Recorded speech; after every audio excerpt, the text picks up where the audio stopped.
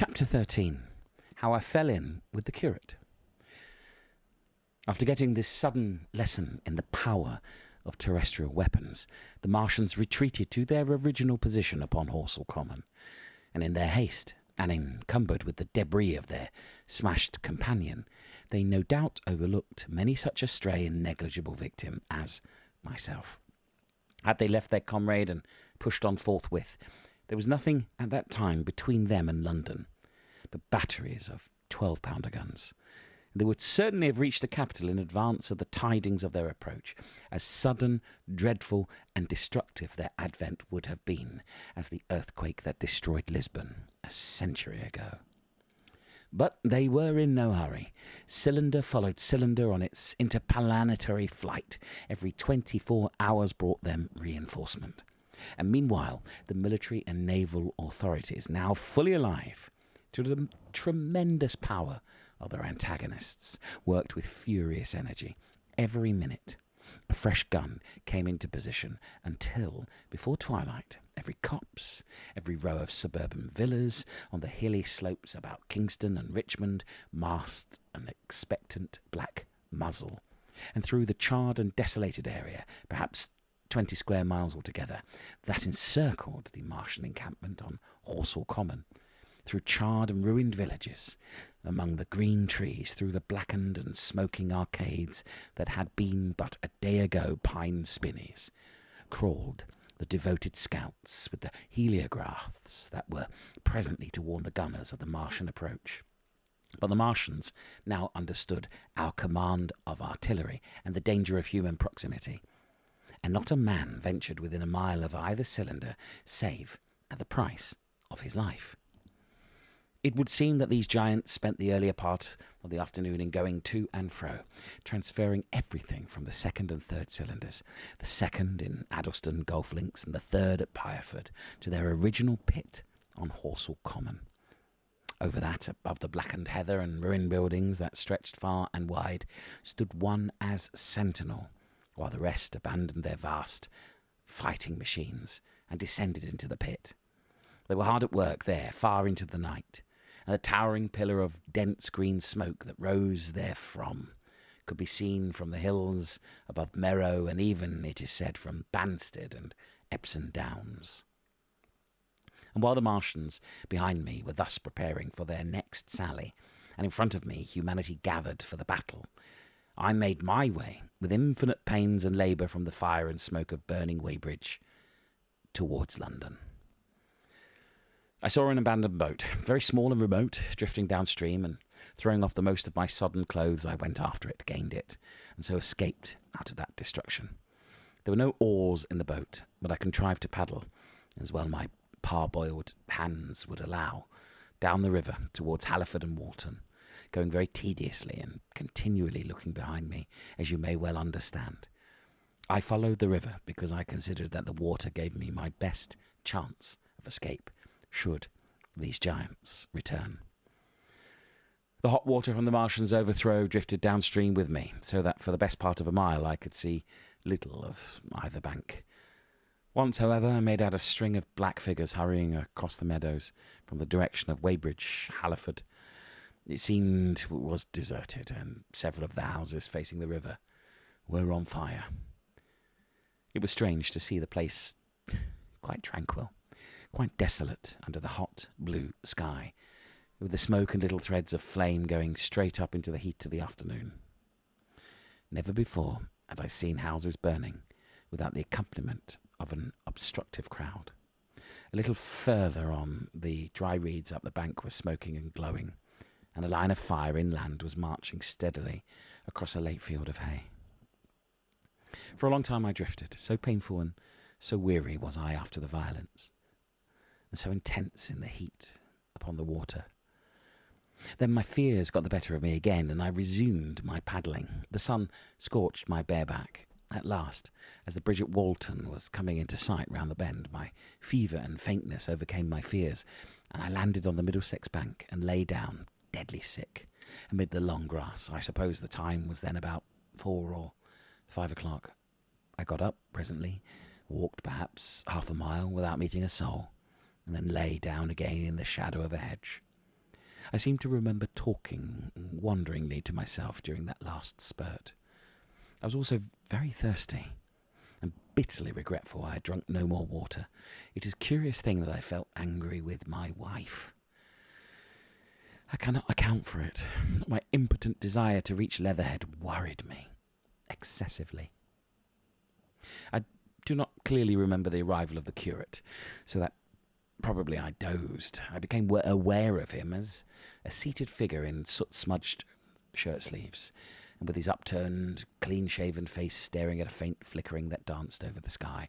The sky was what is called a mackerel sky, rows and rows of faint down plumes of cloud, just tinted with the midsummer sunset. I sat up, and at the rustle of my motion he looked at me quickly. "Have you any water?" I asked abruptly. He shook his head. "You've been asking for water for the last hour," he said. For a moment we were silent, taking stock of each other. I dare say he found me a strange enough figure. Naked, save for my water-soaked trousers and socks, scalded, and my face and shoulders blackened by the smoke. His face was a fair weakness, his chin retreated, and his hair lay in crisp, almost flaxen curls on his low forehead. His eyes were rather large, pale, blue, and blankly staring. He spoke abruptly, looking vacantly away from me. "What does it mean?" he said. "What do these things mean?" I stared at him and made no answer. He extended a thin, white hand and spoke in almost a complaining tone. "Why are these things permitted? What sins have we done? The morning service was over. I was walking through the roads to clear my brain for the afternoon, and then fire, earthquake, death, as if it were Sodom and Gomorrah. All our work undone, all the work. What are these Martians?" "What are we?" I answered, clearing my throat. He gripped his knees and turned to look at me again. For half a minute, perhaps, he stared silently. "I was walking through the roads to clear my brain," he said, "and suddenly fire, earthquake, death." He relapsed into silence, with his chin now sunken almost to his knees. Presently he began, waving his hand. "All the work, all the Sunday schools, what have we done? What has Weybridge done? Everything gone, everything destroyed. The church, we rebuilt it only 3 years ago, gone, swept out of existence. Why?"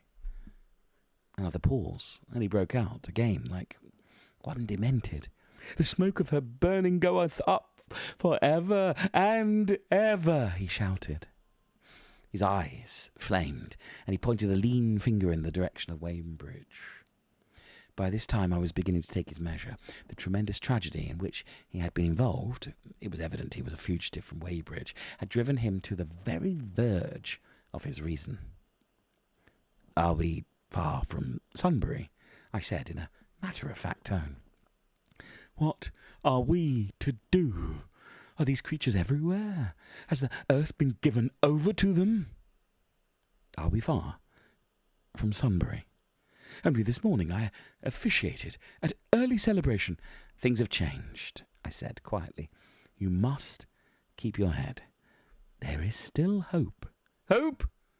"Yes, plentiful hope for all this destruction." I began to explain my view of our position.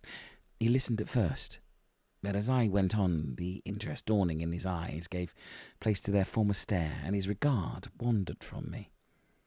"This may be the beginning of the end," he said, interrupting me. "The end, the great and terrible day of the Lord, when men shall call upon the mountains and the rocks to fall upon them and hide them from the face of him that sitteth upon the throne." I began to understand the position. I ceased my laboured reasoning, struggled to my feet, and standing over him, laid my hand on his shoulder. "Be a man," said I. "You are scared out of your wits. What good is religion if it collapses under calamity? Think of what earthquakes and floods, wars, and volcanoes have done before to men. Do you think God has exempted Weybridge? He is not an insurance agent. For a time he sat in blank silence. But how? How can we escape? He asked suddenly. They are invulnerable. They are pitiless. Neither one nor perhaps the other, I answered, and the mightier they are, the more sane and wary should we be. One of them was killed yonder not 3 hours ago. Killed? He said, staring about him. How can God's ministers be killed? I saw it happen. I proceeded to tell him. We've chanced to come in for the thick of it, said I, and that is all. What is that flicker in the sky? He asked abruptly. I told him it was the heliograph, signalling that it was a sign of human help and effort in the sky.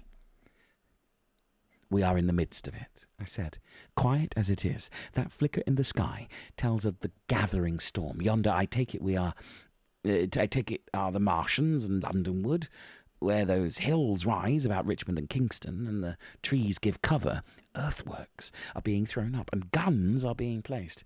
Presently the Martians will be coming this way again.